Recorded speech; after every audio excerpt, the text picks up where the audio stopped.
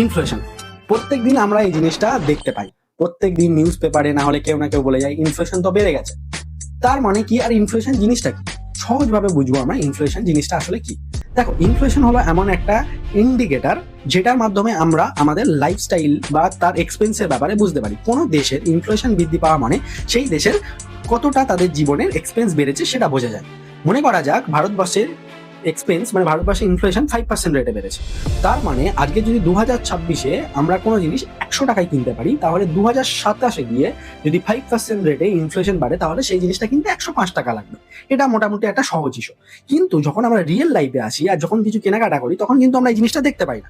মনে করা যাক আগের বছর কোনো চাল যদি আমরা কিনি 100 টাকায় আর সেটা পরের বছর গিয়ে 105 টাকা কিন্তু হয় না, হতে পারে সেটা 110 টাকা হয়ে গেছে। বা কোনো খাতা আমি যদি এবছর 100 টাকায় কিনি, হতে পারে সেই খাতাটা পরের বছর গিয়ে 120 টাকা হয়ে গেছে। কিংবা আমার বাইকের কোনো একটা পার্টস যদি চেঞ্জ করি আজকের 100 টাকা দিয়ে, পরের বছর গিয়ে সেটা 150 টাকা হয়ে গেছে। কিংবা মনে করা যাক আমি বাজার থেকে টমেটো কিনে নিয়েছি, যেটা কিনা আজকের 100 টাকা নিয়েছিল, পরের বছর হতে পারে সেটা 95 টাকা হবে কিংবা 100 টাকায় হচ্ছে। তাহলে ইনফ্লেশনটা কিভাবে 5%-এ কেউ বিভক্ত করতে পারে? তাহলে ধরে নেওয়া যায় এই জিনিসটার একটা গড় অনুপাত ইনফ্লেশন, কিন্তু সেটা সঠিকভাবে বোঝার জন্য নয়। ইনফ্লেশনকে বুঝতে গেলে বুঝতে হবে ক্যাটাগরি। আমাদের ডে টু ডে লাইফে মানে আমাদের প্রত্যেক দিনের খরচ যেটা হয়, যেমন মনে করো আমাদের খাবার দাবার, চাল ডাল, রেশন কিংবা আমাদের পড়ার জিনিস যেগুলো আমরা জামা কাপড় বা জুতো, সেইগুলোকে আমরা টপ প্রায়োরিটিতে রাখবো। আর যে জিনিসগুলো আমাদের জীবনে অত বেশি এসেন্সিয়াল নয়, মনে করা যাক আসবাবপত্র কিংবা কোথাও ঘুরতে যাওয়ার কোনো সামগ্রী বা কোনো বাইকের কোনো পার্টস, সেগুলোকে আমরা নিচের ক্যাটাগরিতে রাখবো।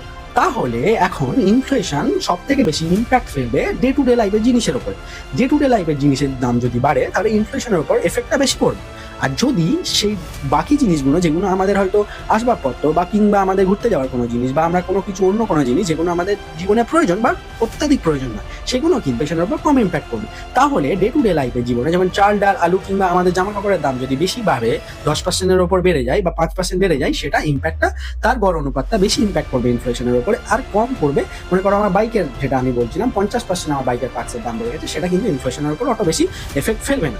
তাহলে ইনফ্লেশন জিনিসটা কি? ইনফ্লেশন জিনিসটা হলো এমন একটা জিনিস যেখানে আমরা আমাদের লাইফস্টাইলের একটা ইন্ডিকেটর।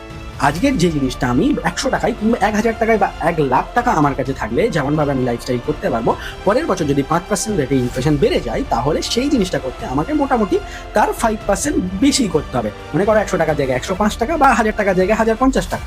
এটাই হলো মোটামুটি ইনফ্লেশন।